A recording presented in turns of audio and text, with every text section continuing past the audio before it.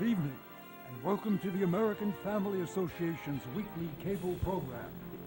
The AFA is a national organization devoted to strengthening the American family, the very foundation of our civilization. Tonight's topic is, how does Islam view terrorism? And our host is Connell Friel.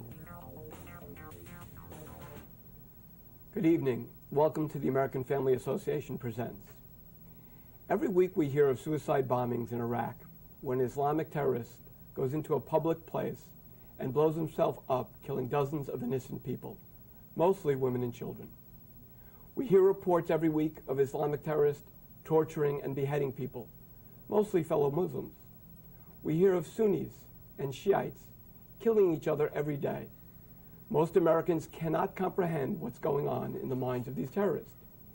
Do they really believe by blowing themselves up and killing innocent women and children that God or Allah will reward them with 72 virgins in heaven? What are the differences between Sunnis and Shiites? Why don't we see groups of leading imams in Iraq publicly condemning suicide bombers, both Sunni and Shiite, telling them in unison these are evil acts displeasing to God and Allah, and such acts warrant punishment in hell rather than reward in heaven? These are topics we want to discuss tonight with Sajjad Chowdhury and Frank Russo. Sajjad is a member of the Speakers Bureau of the Islamic Center of Long Island. Sajjad holds a master's degree in Islamic Studies and Christian-Muslim Relations and International Affairs from Hartford Seminary and Columbia University. Frank Russo is president of the American Family Association of New York and serves on the boards of Morality in Media and the Nassau County Conservative Party. Good evening, Frank and Sajjad. Thank you very much. My host tonight is Mike Mulhall, and Mike will begin the questioning. Thank you, Connell. Sajjad, my first question is, what are the basic beliefs of Islam, and how do they justify certain brutal punishments or actions, such as theft and adultery, that we read about in many Muslim countries? And are those perceptions, or are they typical? Or maybe you can explain for our viewers tonight some of the issues there. Sure. Thanks for actually a very good question. As far as the basic beliefs of Islam are concerned, they're common to all the monotheistic faiths. We believe in God, the same God that Jews and Christians believe in. We believe in a revealed scripture, which for us is called the Quran. We also believe in the fact that the Torah and the Gospel were revealed books, and we believe in a day of judgment and a heaven and hell. These are the basic core beliefs. And as far as going to severe punishments, all old scriptures, the Old Testament included, prescribe some sort of punishment for crimes, be that capital punishment. The Old Testament is very clear on that, the Mosaic Law, and the Quran has prescribed similar punishments. What happens in contemporary times as far as theft or adultery, so on and so forth, because of a host of factors, including the resurgence of Islamic law after colonial times, we have a little bit of a mismatch in trying to enact these laws and how they were classically interpreted. And I'll just give you one quick example. The theft for stealing, which is mentioned in the Quran, is cutting the hand. But we know from the very earliest times in Muslim history, in Islamic history, that punishment was always curtailed whenever the burden of proof was not there, and or if the state was not able to provide certain basic necessities for human life. So in a very famous case, a young man was caught stealing, but because the state said we were not able to provide for this young man's food, so on and so forth, well, then that punishment was canceled. And there are so many other examples of that happening. So I think, basically the scriptures speak about it, but the modern day enactment of those punishments is something that is still being brought into modern civil codes and criminal codes. Now, there might be a difference in how Christians and Muslims view God differently, and I'm going to tell you what I think, and I'd love to hear what Sure. Sajjad says. My understanding is Muslims view God more as a master, whereas and I think that's what Islam means, submission. Christians view God as a father, not as a master. And in fact, to be very literal about it, if you take the Lord's Prayer that Jesus himself said, the word that he used was not even, it was Abba, which was not really today translated as father. It translates as daddy. And so the Christian view of God is clearly not as a master has one connotation, almost with a servant or a slave, whereas a father, it's like a child, like a child to a parent.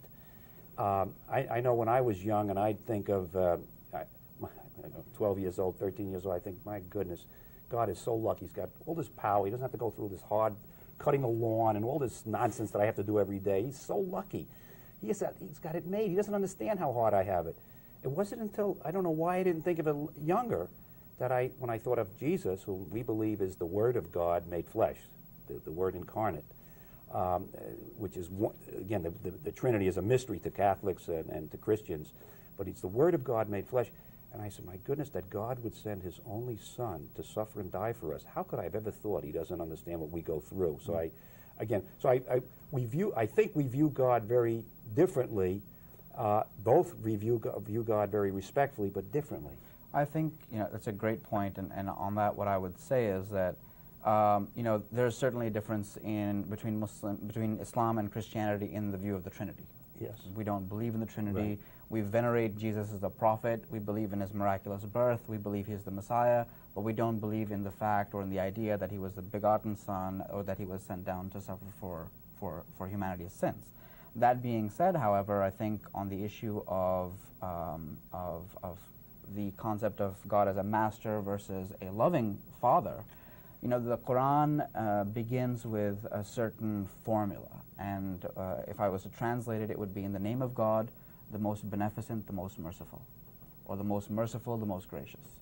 And that is how we start every action of ours. We are, as Muslims, we are taught to, before you eat, before you drink, before you drive your car, before anything, you remember the idea and reflect on the idea that God is most merciful and most beneficent.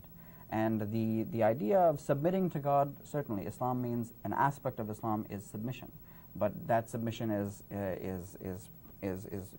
done because you're trying to attain peace, and you wouldn't be able to attain peace if your God was just a master or a taskmaster just trying to get you to do certain things. So I think there is an aspect of that, just as there is in Judaism in the Old Testament, but we do believe that he is the most beneficent, most gracious. So there's a great deal of respect between the many religions, but in particular between Muslims and Christians. And so, my question, I guess, would be, there's many Muslims throughout the world that are very respectful. And how do they view Christians, and in particular the Jewish faith as well? For Christians and for Jews, for those two communities, they were present at the time of the Prophet Muhammad's rise in the Arabian Peninsula. So the Prophet lived from the year 570 of the Common Era to 632. And during that time, he came into contact with Christian communities, with Jewish communities. They are referred to specifically with a special term in the Quran, which is our text.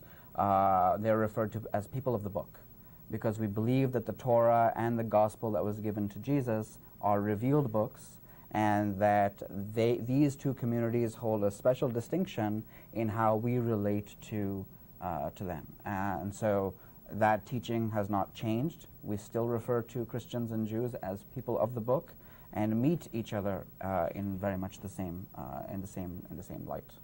One of the things, I guess, that I wonder about has to do with the concept of freedom of religion. And for example, the concept of, suppose a Catholic or a Protestant were to leave his faith and convert to Islam. That's the person's decision, and there are no consequences.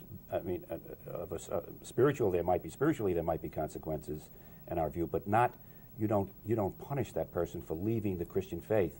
Where it's my understanding that in many Muslim countries, if you are a Muslim and you convert to Christianity, you could be subject to punishment or even death.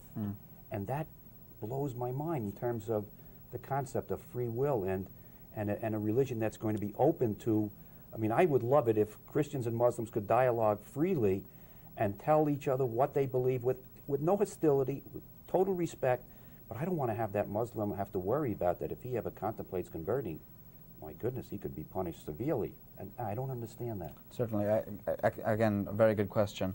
What we see in that realm, again, is that because of the post-colonial era in most Muslim countries, you know, whether you talk about the Middle East, you talk about South Asia, Southeast Asia, North Africa, these are all countries that had, over the last 200 to 300 years, a significant amount of their history was written in the colonial time.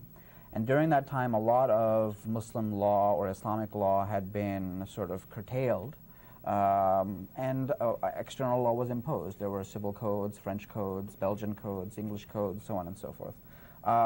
What you see from a classical perspective is that the Quran is very clear. The Quran says that there is no compulsion in religion. And this is a central tenet of the faith. We believe that everyone does have the free will to make the decision about his or her faith as they see fit for themselves. What happens in terms of the punishments that you see, Frank, is actually an unfortunate remnant of classical thought. Oh, so you think it's changing then? Oh, and it certainly will. See, I think it would help if Muslim leaders would come right out and address this. We never hear anything of. They should come out and say, we think in this Saudi Arabia or wherever they're doing this, that's wrong, it's uncharitable. The Quran says thus, what you just quoted, and you should not be punishing someone who leaves the Muslim faith. You know, and that has actually been the case for councils of scholars around the world. And I'll just complete my previous thought, which is that the fact that a person who converts from Islam to Christianity or any other faith, the punishment that you're talking about, whatever it is, punishment or death, that's a remnant of a time when the separation of church and state did not exist. Right. And so when you were a Muslim, you were a citizen of the state.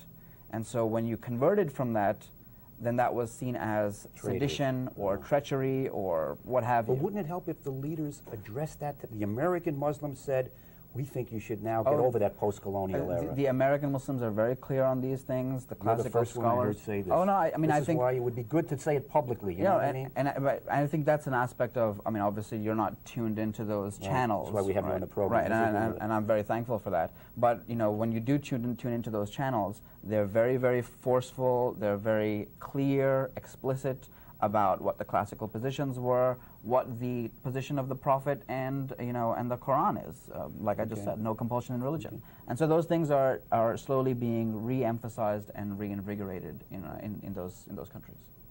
Thank you very much. Terrific discussion. We've reached a halfway point in our program. We'll take a brief time out for this PSA. Please stay with us.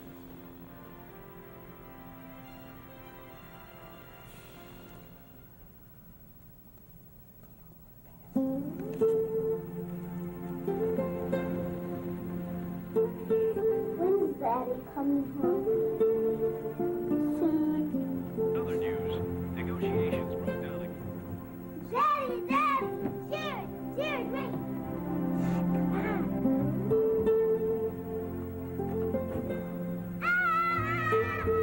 You got me.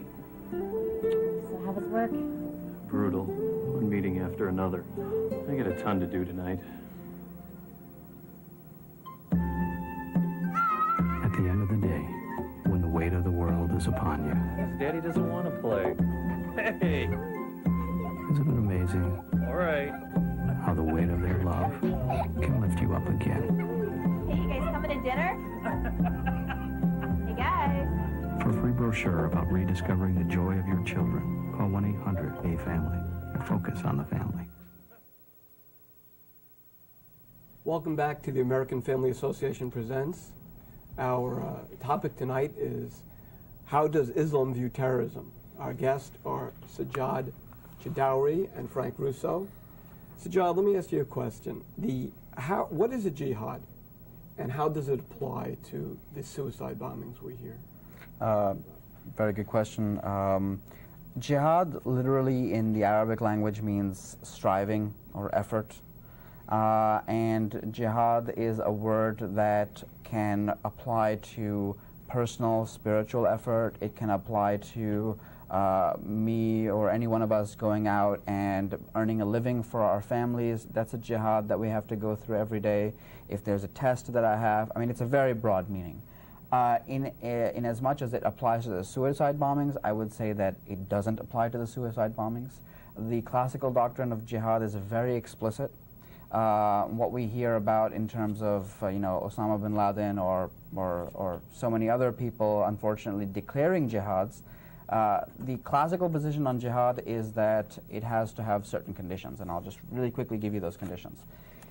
It has to be against oppression or aggression that is seen.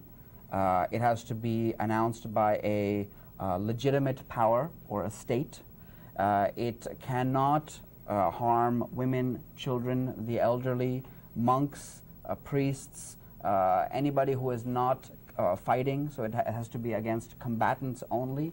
These are the main categories or main ideas that you would have to have for a proper jihad. And these things did happen in the classical times. Right. We know in classical times we had Christians who were fighting wars, we had Muslims who were fighting wars, some under religious guise and some for political purposes. But to get back to your question, there's no relation to suicide bombings in the classical sense, at least. The question I have, or the comment, is when I read every day almost about these Islamic terrorists that are blowing up in marketplaces, 50, 100, 150 people, mostly women, children, older people, mostly fellow Muslims. What I don't understand, first of all, I don't know what's going on in their minds. I keep wondering, do they think they're doing right? But regardless, why aren't the imams across the world, from Indonesia to Egypt to the Iran, Iraq, Sunni, Shiite, this country, why aren't they getting together and say, look, this is out of hand. We've got to address it and tell these fanatics who may be thinking they're doing the will of God, when in fact they're doing the will of Satan by killing these innocent fellow Muslims who are, there's a video out, I strongly recommend seeing it if you haven't seen it. It's called Voices of Iraq. I don't know if you've seen it. They gave 150 cameras to ordinary Iraqis and told them to take some ordinary shots and then pass it on to other people, so they got hundreds of, and you see this video, it's the most moving thing. You get to feel so bad for the suffering people in Iraq and how hard they have it. And then I just couldn't help wondering. I said, why aren't the imams, the most respected leaders in the Muslim world, all over the world, not just Iraq, coming on public television? And if the media doesn't cover it, I would fault the media. I think the media would cover it if such occurred. And going out in public and saying, we condemn what you're doing. Please think about what you're doing. You're offending Allah. You're not doing Allah's will. You're offending Allah. And I don't see that happening. Well, I think, Frank, again, a great point, and unfortunately it's the channels that we watch, not the TV channels, but the sources of information that we have here in America and much of the world outside the Muslim world, that we don't unfortunately hear those things. I'll be very frank. In my knowledge, all mainstream scholars have condemned suicide in and of itself, which is not allowed, in no unexplicit terms. None of the scholars ever sanctioned suicide. Killing of innocents, as I just mentioned, whether it's jihad or not jihad, the killing of any innocent is not sanctioned. And so we have had statements here in North America, the Scholars Council, which is called the Fiqh Council of North America. They've been very explicit about this, and across the world. It's a very small minority that has hijacked Muslim discourse around the world, and we're unfortunately, I think I would fault the media here as well, which is not I don't covering. think it's the media. The reason I was speaking to Ghazi Khan about a month ago, who's the former head of the Islamic Center of Long Island. I respect Ghazi. We had him on our show twice. And I said, Ghazi, and he told me pretty much what you said. No, he said they have said things, but I don't think they've done it. And I asked him, I said, Ghazi, can you get me a video showing where a large number of these respected imams came out and said this? He said, oh, sure. I have not gotten it. I said, if you find one, can you send? He said, I will. If I can find one, he couldn't find any. So I mean, I don't think I think they isolated cases. But if you got 200 imams, the most respected Muslim scholars in America, go to Washington, just like they do for all these different issues. Go to Washington, right by the Capitol building, and make this. If the media doesn't cover it, then it becomes obvious where the fraud is. This hasn't happened. I think you have isolated cases. You've got to seek the publicity to get this message out. It hasn't even been on, was it Al Jazeera? Is that the... Oh, certainly it has been on. I asked, well, that's where I asked Ghazi. I said, Ghazi, can you get me a videotape? He says, Frank, if it exists, I'll get it to you. I've got nothing in the past 5 weeks. Well, I mean, I will personally see to Yeah, it did I that get something comes out of that. But frankly, I mean, I think there's two things here. I think, as I said, I believe, and in the channels of information that I have, it's not been small gatherings. They've actually been major gatherings across the Muslim world in every country individually, as well as groups of scholars coming together from different countries saying this. In fact, the King of Jordan, Abdullah, he convened a conference last year, I believe, and I believe it was the year before as well. Major declarations from Amman that have come out and said that this is wrong, suicide is wrong, suicide bombings are wrong, killing innocents are wrong. Let me give you a suggestion, because I'm so active in so many things. What I would assuming what you're saying is true, what I would strongly recommend the Muslim community do, and is to get some money together. I mean, I know they can get the money together. Put TV ads on, and if the media refuses to run the ads, saying what you're saying, that's a crime. That's a crime against American freedom of speech. Sure. But I would strongly recommend, if in fact you have respected imams across the board, Sunni and Shiite, all saying what you're saying, and they've done it pretty much in unison. I know there'll be flaky exceptions here and there, but if you get the bulk of them, you ought to make a 1-minute commercial and air it on the major networks across the United States so that the American people can see what you're saying. We've got to know that, because otherwise we can't figure out what the heck's going on in the minds of these Muslims. No, I think it's a great suggestion. That's certainly something. There were efforts after September 11th. CARE, which is the Council on American Islamic Relations down in Washington, D.C., and other Muslim civil rights groups and advocacy groups did put on a number of different public service announcements to that effect about Muslims not supporting such activities and so on and so forth. But what you have to also remember, I think, Frank, is that all of this activity has not just a religious dimension, it has a political dimension as well. And especially in a case like Iraq, the scholars there, or leaders, I would say, they are as much in the fray for political reasons as they are for religious reasons. And because those two things are meshed there, you know, for example, the cleric Muqtada as-Sadr, right, who everybody talks about him, right, as being the radical cleric.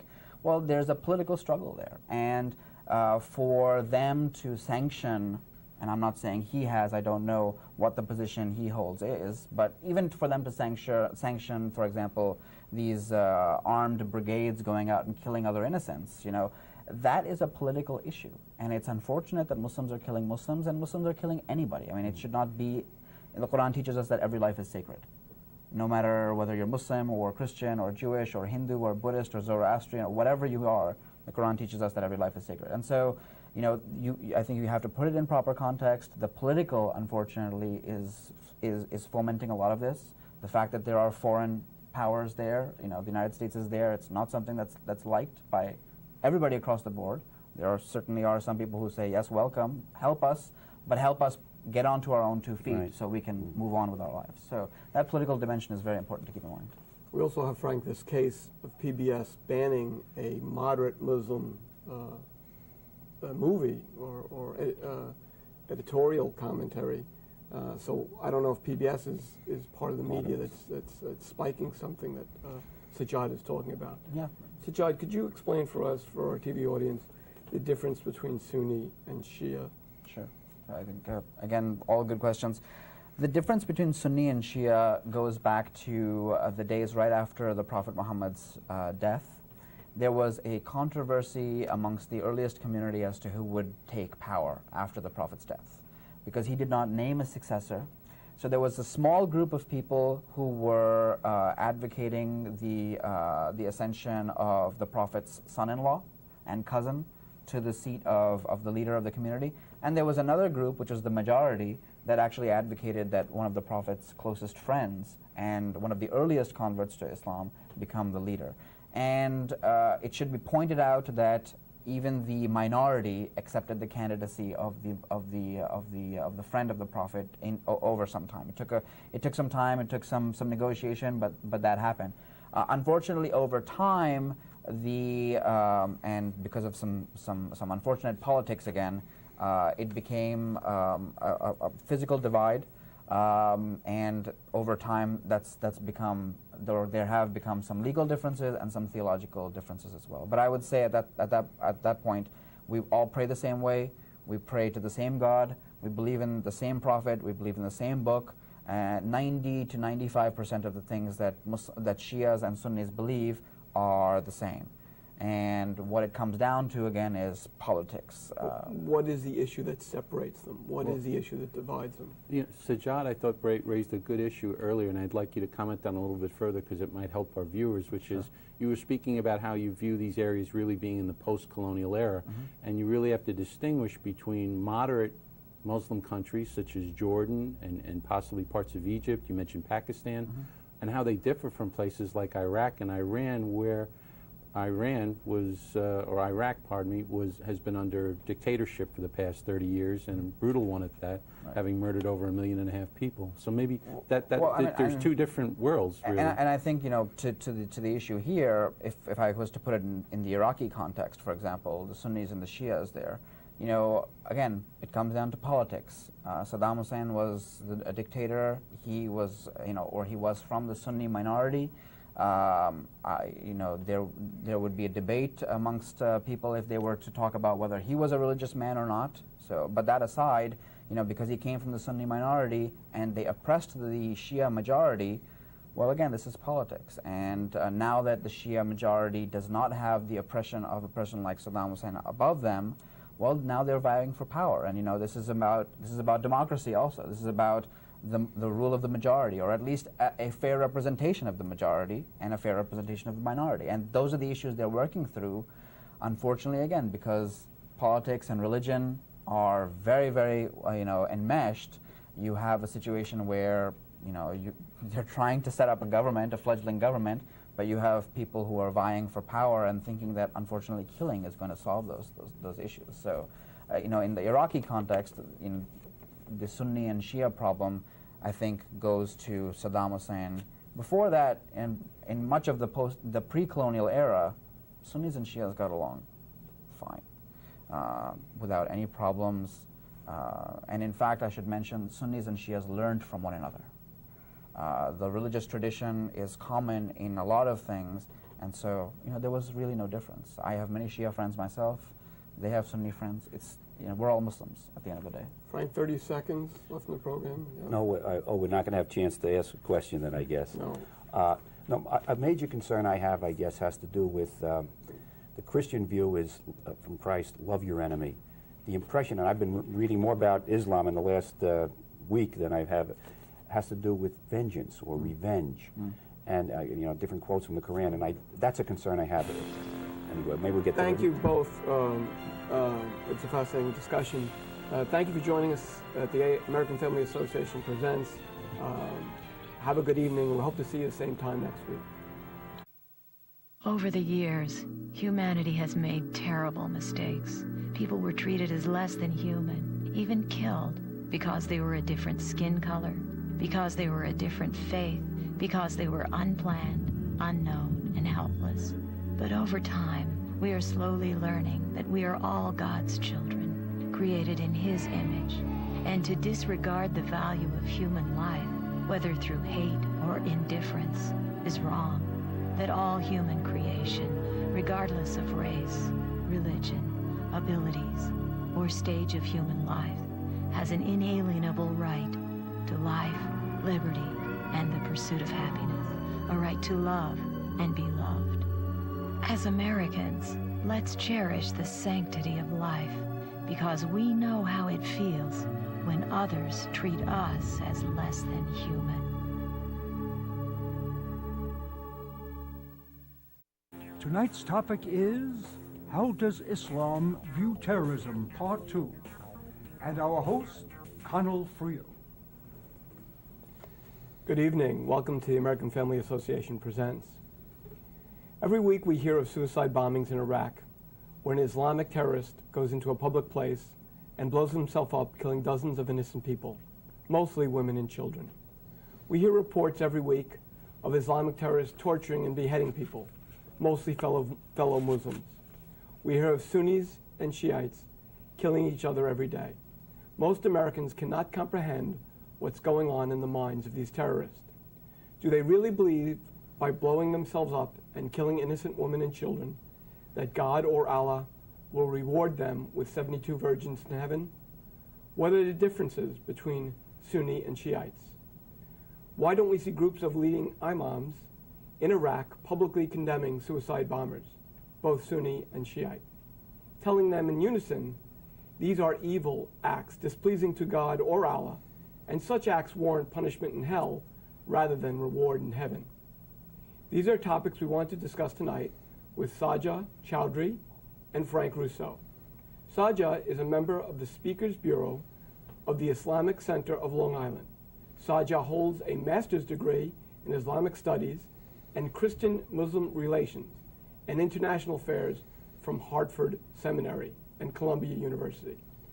Frank Russo is president of the American Family Association of New York and serves on the boards of Morality and Media and the Nassau County Conservative Party. Welcome, Frank and Saja. Thank you. Mike Mulhall is my co-host, and he'll pose the first question this evening. Thank you, Kyle. My first question is to you, Sajjad.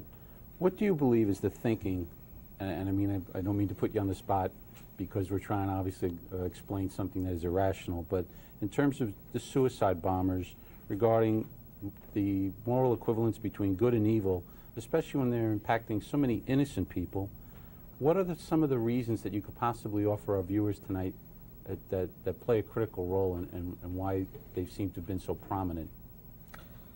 Thanks, Mike, for that question. You know, I can't put myself in the mind of anybody who does something like that. As we discussed in the previous program, you know, suicide in and of itself in Islam is forbidden. It's condemned in no uncertain terms.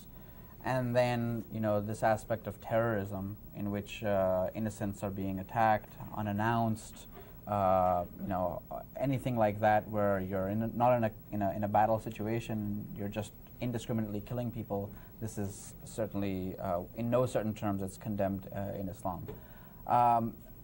That being said, I think, again, going back to the issue of the political context of this whole of this whole circumstance, I think it's been given a religious sort of support by calling these suicide bombings, and we should be very clear that a small minority of clerics have said that this is something that is either permissible or understandable in the conditions that these people are in, that they believe that they are contributing to some sort of good end. Whether it be for themselves or for their cause or what have you, is a separate story. But I think, you know, putting that into context and saying, okay, what is it that these people claim to get out of such an operation? Well, you know, for them, unfortunately, the situation is so disorderly in the first place that creating more disorder for them seems to be sort of taking them in the right direction. And as ironic and as crazy as that might sound, you know, being in that type of environment, and you, Frank, I mean, I'm sure you might be able to comment on what it is that you saw going on in the Iraqi society with the documentary that you mentioned. You know, I mean, you might want to be able to shed some light on that. But from my perspective, at least, the political and the religious being combined, these people think that they are, you know, achieving some political end for their cause and possibly achieving some religious end for themselves. But again, I want to stress that suicide in no uncertain terms is condemned, and the killing of innocents is in no uncertain terms condemned. So it's unfortunately it's a complex issue, but maybe you can shed some light on what you think what you think is going through their minds on a day-to-day basis. By the way, the documentary was Voices of Iraq, which I think portrays the typical Iraq citizen, and you really sympathize and empathize with the difficult situation they're in. But with regard to the suicide bombers, and I've just been wondering about this so much because there's not just one or two, there are dozens and dozens, maybe hundreds of these fellows. They're all being trained. I think in their minds, they think they're going to be rewarded by Allah, by going to heaven and getting 72 virgins. That's what I think most of them, I don't think they're doing it for money. There might be a few, but most of them I think are doing it for this religious motivation. To your point about the money, though, at one point, Saddam Hussein was paying the families upwards of sums of $25,000 to each. That was in Palestine. Correct. That was in Palestine, correct. apparently. So there was, there was opportunities for them to benefit financially for their family. I think in Iraq, very few are doing it for money. I think they believe they're going to be, they're giving their life up. They're killing women and children mostly, and elderly fellow Muslims. They think they're going to heaven, and what I don't understand, I don't know if, and I know you're telling me what you believe to be the truth, Sajjad. I just don't know. There are other aspects. I've just been reading so much about Islam lately, where certain parts, certain verses and chapters in the Quran that suggest other things about vengeance and persecution is worse. The worst thing to suffer is persecution, I think it is. Persecution is worse than killing. That persecution is worse than slaughter, yeah. Is worse than, so if they feel they're being persecuted. So it could be part of the underlying principles in the Quran as interpreted by a certain number of Muslims, or for some reason the imams and leaders of the Muslim people, both Sunni and Shiite, are failing to grasp the necessity to go out and tell the people in unison, this is evil, and you're not going to heaven and getting 72 virgins, you're going to hell. And why they're not doing it confuses me. I just don't, again, unless it's in the Quran, unless the Quran has this dichotomy of views, and there's certain parts to it where it talks about strike terror into the hearts of your enemies, of Allah and your enemies, Quran 860. We're in, like the Christian faith, it's love your enemies, turn the other cheek. And so there's a very big difference, and I'm just not sure if it's a legitimate, significant variation in an interpretation of the Quran, or why are for some reason, assuming that's wrong, then why are not the imams going on Al Jazeera and going public and getting huge numbers together, filming it, giving it to the media here? And I know the media would cover it if this happened. If you had a huge meeting of the leading and most respected Muslim leaders, and they came out in unison and said that this is evil what you're doing. Allah condemns what you're doing. He doesn't sanction it. He's not going to reward you. This could discourage them from killing these hundreds of innocent women, children, and other Muslim men. Well, Frank, I think there's a couple of things that you raised, so I'm going to go one after the other briefly, hopefully for each of them, but in the interest of time, of course. As far as the imams condemning this and saying this is evil, I think, again, I'm going to stress that the channels that most Muslims are tuned into, most American Muslims. Is there a channel number or a name? No, I mean, I'm saying, the sources of knowledge, for example, the scholars that one would go to, okay? For example, in the United States, our scholars, which sit, many of the leading scholars sit on something which is called the Fiqh Council of North America. And this is a leading body of scholars, Sunni and Shiite, men and women, who sit on a quarterly basis or as needed to review, problems or questions that the Muslim community in North America might have to deal with. And similar councils exist around the world, regionally as well as for each country.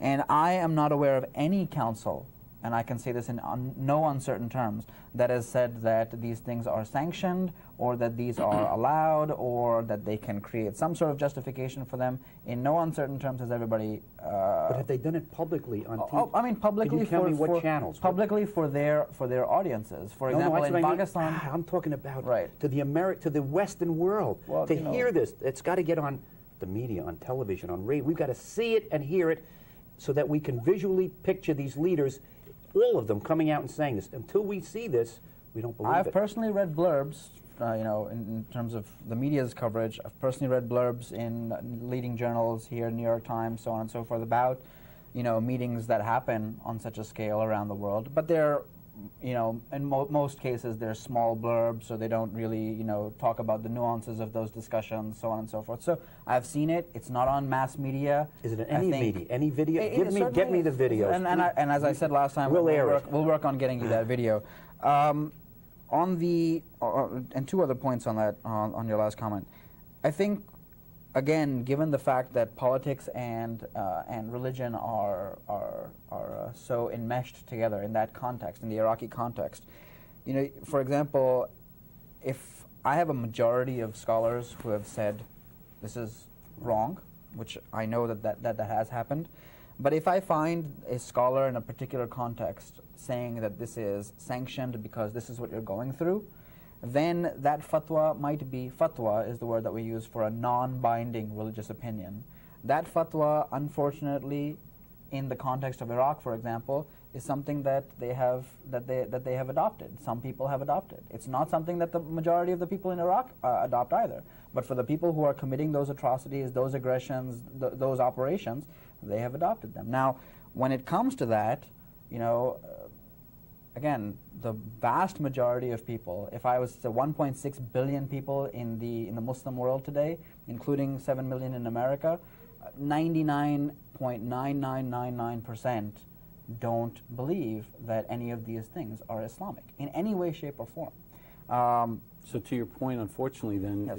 you're saying is that because we focus so much on the bad, On the negative. suicide bombings, on Iraq, we've allowed that to define, in a sense, what we believe to be supported or widely viewed, because nobody's really come out, as Frank said, on major media, meaning the Western media, to say that we're widely against this. You're It's absolutely allowed You're to making a flourish. mistake. No, you're absolutely right. And well, let me Not just doing it. I don't think it's that we're not doing it. I think that, again, within the Muslim world and within the Muslim communities, we are very aware of this. The fact that people outside our communities don't know it is something that I think for whatever reason, and I'll bring out a case in point. CARE, which I brought up in the last program, has in no uncertain terms, deemed these atrocities un-Islamic. They've spoken out against them, but for whatever reason, and whoever is doing it, CARE itself is the subject of allegations of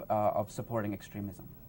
Didn't CARE at some point try to insinuate that this was an Israeli bombing of the Twin Towers? No, not at all. Not at all. I thought They I have read things no, like not that. at all. Again, I'm not. They have in no uncertain terms condemned everything. If it's a Muslim, which we know that Osama bin Laden has done it, it's a wrong act. It's not an Islamic act. The Fiqh Council of North America has said that. But again, I think it's political. And I'm going to say one last thing on this, even though there's a few more things I can say. But what I wanted to say was suicide bombings as an instrument of warfare, okay, or as an instrument of inflicting some sort of harm. These were not pioneered by Muslims. Muslims are not unfortunately the first ones doing it. Unfortunately, there have been others doing it. In fact, I don't know if you're aware, but from 1980 to 2003, it was non-Muslims who completed the most suicide attacks. Would you know who they are? No. Okay, just let me hold you there, Sajjad. We Sure. reached our halfway Okay. point in We'll the come show. back. Please stay tuned for this public service announcement. We'll be back in a minute. Thank you. Sorry, I didn't want to interrupt. Thank you. When is Daddy coming home? Soon. Other news. Negotiations broke down again. Daddy, Daddy! Cheers! Cheers, wait!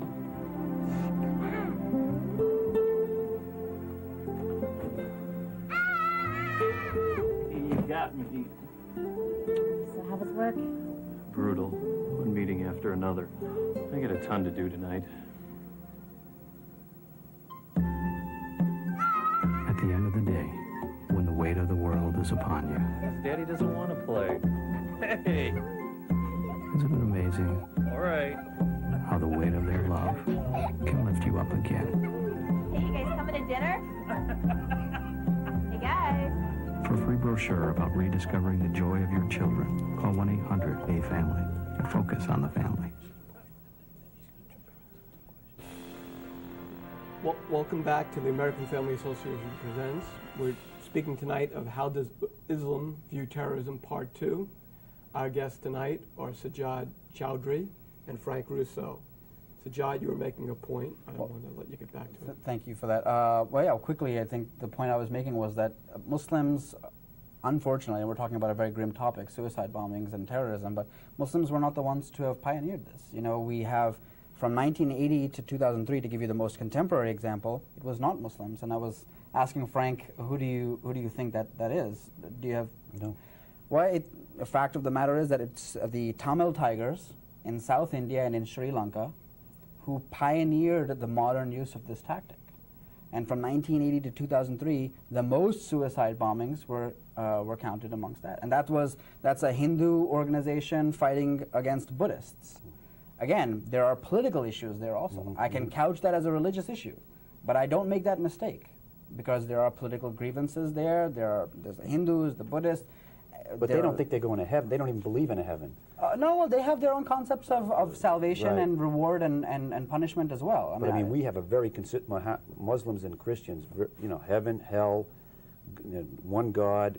So I mean, here I think it's utterly confusing to think that they think they're going to be rewarded by God with heaven as a result. And to the extent, again, my clear message, it would be so helpful to the Muslim image in America and across the world if they got this message out, that this is what the Muslim teaching is, what we view the Quran correct teaching to be, and anyone who says otherwise is wrong. Right. I think they should do that publicly. You know, and part of that effort is what I'm doing here, and I'm thankful for that. But again, going back to organizations like CARE and stuff, I think an effort has been made, but unfortunately, those organizations are maligned, and that's again, it goes back to politics and agendas and so on and so forth. So we'll leave it at that.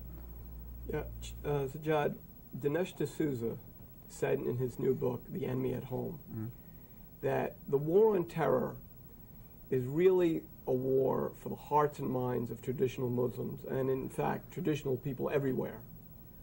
To what extent, if any, is Islamic anti-American rooted in a revulsion against what Muslims perceive to be a growing atheism and moral depravity in American culture?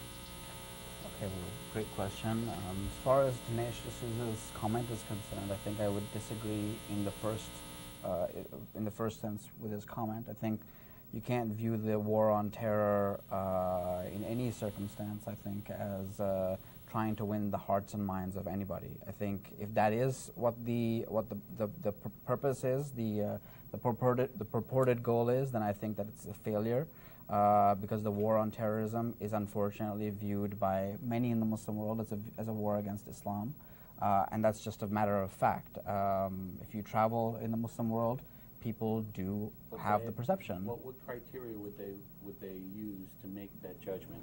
You know, the criteria, I think, to them are very simple. I think, again, going back to some aspects of the post-colonial era, the fact that, you know, most, if not all, major political conflicts, territorial conflicts in the world involve Muslims in some way, shape, or form.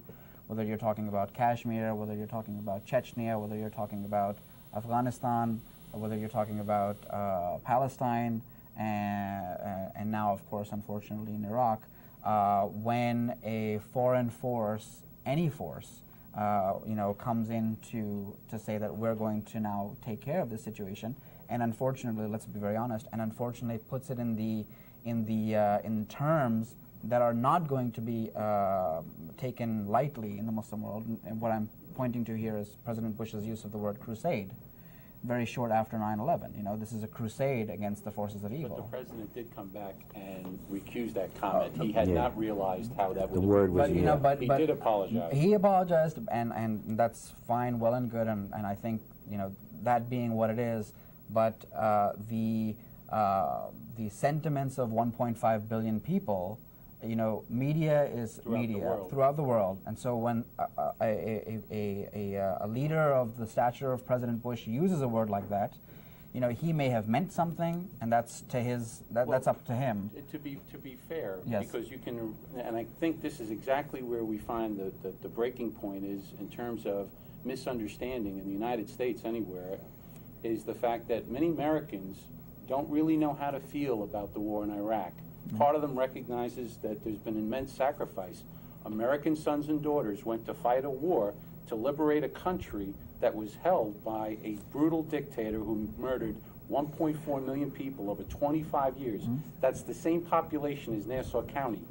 And his own people. Let me get some. But my point is, I understand. and I want to get, because I feel very strongly about this, because this is where the disconnect is, and because so But we didn't go there to free the people. We went there because we thought Saddam Hussein had weapons of mass destruction. It turns out he did not.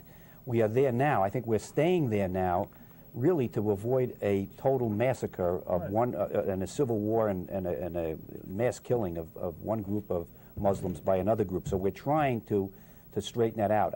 The reason we went there was not, though, to free a people, and I think we've got to get that clear. Well, I would differ ever so slightly, with all due respect, that we went there with, I think, a number of topics. One, Saddam Hussein had used chemical weapons against, in one instance, He had a basis for it. He had a basis for thinking and that. that operation was funded by America. Yeah. That operation had the tacit approval of America. That I'm not prepared to accept. We had Mr. Rumsfeld, who was meeting Mr. Saddam Hussein and giving them the green light for but the operation. Let's be very fair here. This has been a very illuminating conversation and a series of exchanges, and I don't want to do anything to change that. Sure. But let's be very fair. Nowhere will you find people in our government, even as badly as you may think of them, Donald Rumsfeld included, nowhere did, when they gave those arms or anything that they gave to Saddam Hussein, did they ever think he would be using them against his own people? Yeah. The American people, right or wrong, Democrat or Republican, Yeah. I think, view this a little bit differently. And the sense is, Frank's right, the concept of the war has changed, but I guess in the end, the real conflict here for Americans are, we want to see Iraq prosper. We want to see the Middle East prosper. We want better relations with Muslims. We want to be a part of the wider world. And for people here in the United States, particularly here in New York, where they've given up their lives. Think about it. Americans died to free and liberate Iraq in some sense, and yet there's this sense of we are the oppressor. We are, as you were saying before, the occupier. Well, I think we should tease out the topic, and it needs to be teased out because, as Frank said, the intent in going in was purportedly for weapons of mass destruction. And over time, over the course of months and the past few years, it has changed now into a war of liberation. And then we have the overarching umbrella of the war on terrorism. So there is a very sort of, if I was to say, in plain terms, confused set of priorities for why we're going in. Now, if the goal of America is to see a prosperous Middle East, to see a free Iraq, to see a free Afghanistan, to see so on and so forth, there are other ways to do that other than going in and frankly, in their view, occupying the area. Let me make a few. Yeah. And sorry, Frank, just quickly, there were Iraqi groups that have been supported by the Iraqi resistance groups that had been supported by the United States. There were political resistance groups. But even there, we saw instances of, unfortunately, America just, it's a matter of putting yourself in that context and not projecting one's own ideals or ideal view of the situation on something where you just don't understand. And we have plenty of American leaders saying we just did not understand what was going on. Most of America wants to get out of Iraq as soon as we feel that there won't be a massacre. But we're changing the subject from what the topic was. And I wanted to ask Sajjad a question, again, and maybe this is at the root cause. Am I correct in thinking that while the basic message of Christianity is one of love and forgiveness, is the message within Islam one of vengeance? That's what I'm increasingly seeing as I started looking at parts of the Quran and comparing things, and that's what's motivating some of these suicide bombers.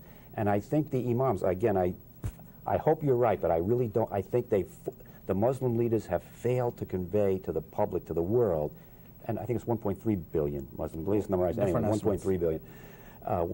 And I think they failed to convey to the non-Muslim world how the Quran really teaches about suicide bombing and terrorist activities. They've dropped the ball. They have an opportunity. We've got the media, and I don't like the media in this country. It's very liberal. I don't agree with, but I don't think they would fail to portray and convey a message that the bulk of the Muslim leaders wanted to convey. I think the Muslim leaders have really failed us here. And if what you're saying is correct, and I so much want to believe everything you've said, I think we've got to get the Muslim leaders on television saying this to get this message to their young people, young men, and even now, unfortunately, some young women who are going to these marketplaces and blowing themselves up and killing all these innocent people. And it's destroying Iraq. Most of these people are just trying to survive. My heart breaks for them. Right. And I'm wondering, is it the message in the Quran, is that vengeance part being confused and overshadowing the good parts of the Quran? And why aren't the imams conveying this message? Well, Frank, I think as far as vengeance in the Quran is concerned, you know, we have a 1450-year some odd history of peaceful coexistence with societies that were at the periphery of Muslim lands, that even came within Muslim lands. There was political conquest, just as there has been in every empire. But, you know, for example, I would point you to some research that's been done by a professor over at Columbia, Richard Bullitt. And in his works, he's shown how, you know, Muslims that came into Iran in the medieval and classical period, you know, for 3 centuries, the population data tells us that people remained of their indigenous religions.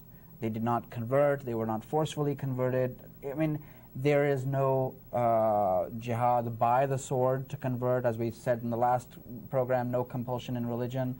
And as far as this vengeance is concerned, the verses of the Quran that you're pointing to, if you put them in the proper context, which we must understand, you know, the Quran is understood and believed to have been revealed over a period of 23 years.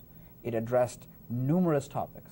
It addressed social ills, it addressed theology, it addressed history, and it addressed economics, sociology, so on and so forth. And in the same way, it addressed conflict. And that conflict was addressed because there was conflict. There was political conflict at that time. It was not a conflict of Muslims against infidels for the purpose of stamping that out. It was a political conflict that arose, yes, based in the fact that Muhammad was preaching something that society But I mean did today, not like. I'm talking about today, I'd like to see them talk more about freedom of religion. Change those Muslim countries to allow a free discussion of religion. Christians can't practice their religion in Saudi Arabia. Right. This is 500 years behind the times. And this is changing because we know this is changing because the political systems in the smaller countries around in the Gulf region, they're all becoming more democratic. We've seen elections in Bahrain, we've seen elections in Kuwait, we've seen elections in many of the other areas there, and we will be seeing that, I believe, we'll be seeing those changes happen in Saudi Arabia and many other places. The gentlemen will have to leave it there. Thank you for a lively discussion, and thank you for joining us for American Family Association Presents. We hope to see you next week at the same time. Good night. This program was brought to you by the American Family Association of New York. If you'd like to receive AFA's free newsletter, write us at P.O. Box 203, Port Washington, New York, 11050, or call us at 516-944-3544. Our newsletter and TV schedule are on our website at www.afany.org. Your comments are welcome, and thanks for being with us.